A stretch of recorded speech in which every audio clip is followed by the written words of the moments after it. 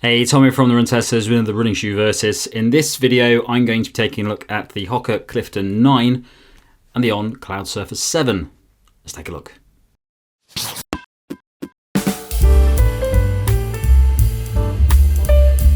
The On Cloudsurfer 7 costs £150 or $159.99, weighs in at 236 grams or 8.3 ounces for men in a size 8, and the drop is 10mm. The Hoka Clifton 9 costs £130 or $145, weighs in at 247 grams or 8.7 ounces for men in a size 8, and the drop is 5mm. The 7th iteration of the On Cloudsurfer is almost a complete overhaul of its predecessors. The daily training shoe's biggest change is the addition of the brand new CloudTec Phase midsole foam technology, a softer, bouncier design that aims to improve heel-to-toe transition and offer a significantly improved level of comfort. Unlike most of On's shoes, the Cloudsurfer no longer has a speedboard running across the length of the shoe, meaning the ride is less rigid to earlier models. There's a soft mesh upper that features plenty of padding around the heel collar and tongue, a modest covering of outsole rubber across the front and rear of the shoe, and an interesting lacing system designed to offer a lockdown fit. The Clifton 9 sees some modifications to its predecessors, specifically to make it lighter and to offer a higher level of cushioning. It's a shoe designed for comfort over daily runs, featuring a softer compression moulded EVA foam midsole, a breathable engineered knit upper, and a gusseted tongue. The shoe also includes an early stage meta rocker to improve heel to toe transition, a modest covering of outsole rubber for grip and durability, and geometry designed to improve stability. Okay, so the fit for me in these two shoes is completely true to size. They're very comfortable shoes. I've had no issues at all, so I wouldn't size up or down in either of these shoes. So this is an interesting comparison because both of these shoes are the most recent versions of long lines of shoes, and the most recent ones have seen big developments in how they ride. And both of these lines are lines that I've never particularly been a big fan of, but recently with the addition of these two new ones, I'm starting to quite like them. So let's start with the Hoka Clifton 9. The Clifton line for me has always been a solid line. I think it was one that maybe 5 years ago was one of the better cushioned to daily shoe options that was out. Back in those days it skewed more towards the cushion side, but now it sits more in the daily shoe side.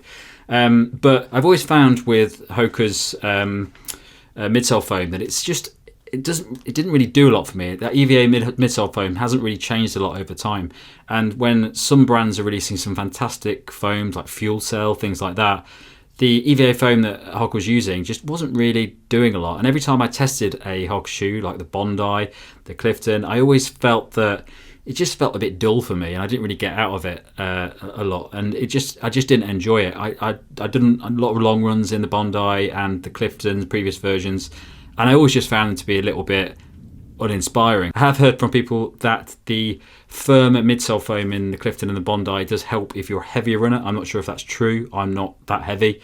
But I always found that it just felt very dull to me, and it didn't have a lot of bounce. It just felt like my feet were just hitting the ground and stopping, and then I was just lifting them up again. So I never really enjoyed the Clifton line for comfortable training, for daily training. But the most recent version has seen an update to that midsole foam. It's not a massive update, but it's a noticeable update, and it just makes it a little bit softer, and just that little bit of extra softness has almost changed the experience of the shoe for me. So when I'm out running in this shoe now, I actually quite like running in it. I feel like there's just enough softness in there that to feel comfortable, noticeably comfortable, but also it just feels like there's a little bit of a spring in it as well when you're running in it. So I no longer get that dull feeling that I got from the previous versions of the shoe. I've used this for probably about 60k of running now. Definitely isn't the most versatile daily shoe out there. I think it still skews more towards that cushion side of things. In fact, both of these shoes do. But it really sort of works well when you're looking for a very solid mid-level shoe for just all of your sort of ticking off the mile runs. I wouldn't use it for any faster training. I wouldn't use it for longer runs or really easy days where I want a really comfortable level of cushioning. But I like it now. I think that just that slight change to the midsole foam has made it a far better shoe than the previous versions. And kudos to Hoka on this one, because it's very difficult when you've got a long line of shoes and you obviously have a big audience of people that really like those shoes. You can't change things that much, so you can't do a massive overhaul on a shoe because it's going to alienate a lot of the people that really love that shoe. But I think the little improvement that's been made to that midsole foam is made a big change to how the ride feels, and for people that maybe didn't like the Clifton range before, I think it's a little bit more accessible now. I still don't think it's the best daily shoe out there. I think there's far better options if you're looking for a comfortable daily shoe. In fact, even the Hoka Mach 5 I would go for over this, because the Mach 5, even though it's a little bit leaner, it still does the same sort of thing for me. But the midsole is just a bit better. It's got a dual density midsole foam, and that's a really versatile daily training shoe, whereas this isn't. And I don't really see it working alongside it either, so I don't think you'd need the Hoka Mach 5 and the Clifton 9. So I don't think the Clifton 9 really delivers as part of the Hoka range, if now that the Hoka Mach 5 exists, although that does skew more towards faster training, so there's a bit more cushioning in this, and if you want that and just a bit more support, you'll get it from the Clifton 9. So on to the Cloudsurfer 7. This is probably the most interesting shoe I've tested for quite a while. I've said in many videos in the past when I've talked about On that I've never been a massive fan of the technology in the midsole that they have. That helium foam, the cloud pods, and the Speedboard that runs across the length of most of the shoes generally makes quite a rigid feel to the shoe, a bit firmer than what I'd normally like, and I haven't really found many On shoes previously to be that enjoyable to run in. Definitely not for easy day runs. It's definitely not a brand I'd ever have looked at for cushioned runs, and it's not a brand that I necessarily think of when it comes to just overall comfort either. But the On Cloud Monster, when that came out, it was a nice improvement. They basically just added loads more foam in it, and it just made it a little bit softer, a little bit more enjoyable to run in over easy runs, over longer runs. But still, when you compare it to some of the other shoes out there, like the Saucony Triumph 20, things like that, it just still felt very firm to me and just a little bit too rigid for my style of running. I love a cushion shoe. I love softness.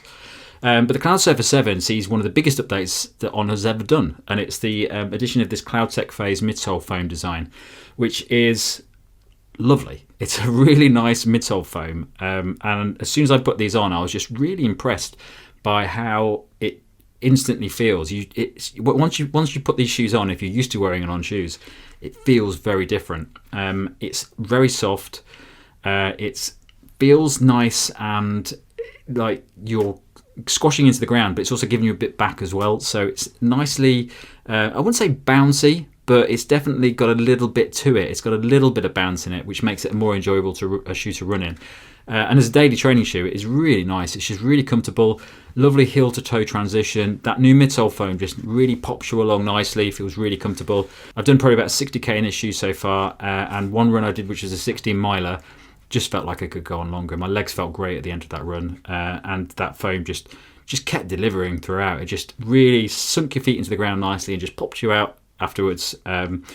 But I would say that it's not the most versatile shoe. It skews towards cushioning. In fact, for me, this is probably a better cushion shoe than the On Cloud Monster, even though it's sort of designed for daily training miles.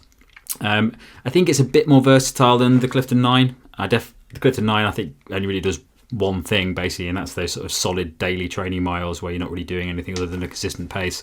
I think you can do really easy slow runs in this, longer slow runs, and you could also probably run a bit faster in it as well. It's not a speed shoe, but it definitely feels like it can handle it, and it feels comfortable at those faster paces. So I think it's a considerably more versatile shoe. I think it's the best thing On has ever produced, really. I really like this shoe. I think it's fantastic, and if On take learnings from this shoe and start using them across all of the other shoes in the lines, then I think they're onto a winner, because it just feels great, and I really enjoy running in this shoe. Sort of shoe where if you're going on holiday, you've got to do a load of miles over the course of a week, 2 weeks. Great shoe to have, because you can just go out comfortably, you can walk around in it, it's very comfortable, and you can do sort of slightly faster bits and pieces. It's also very comfortable on the upper as well. So it's just a solid, great, comfortable shoe. Really like it.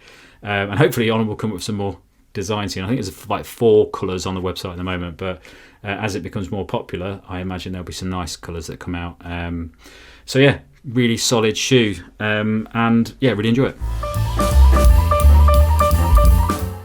Okay, so the verdict for me between these two shoes, they're quite similar in a lot of ways. I just think the CloudSurfer 7 is just now a far superior shoe to something like the Clifton 9. It's just lovely leather softness, very cushioned, very comfortable, lovely heel to toe transition, just a great all-round daily shoe that skews more towards those comfortable runs. So if you're the sort of runner that wants a shoe, just one shoe to do all your running in, and mainly you're just sort of ticking off the miles, you're not doing speed training or anything like that, I think it's great. I think it's a really nice one, and it's versatile enough to be able to do a bit more in it. And you know, if you're a park runner or something like that, and you're more focused on just ticking off the miles, but sometimes you might want to get a little bit faster, I think that's a good option.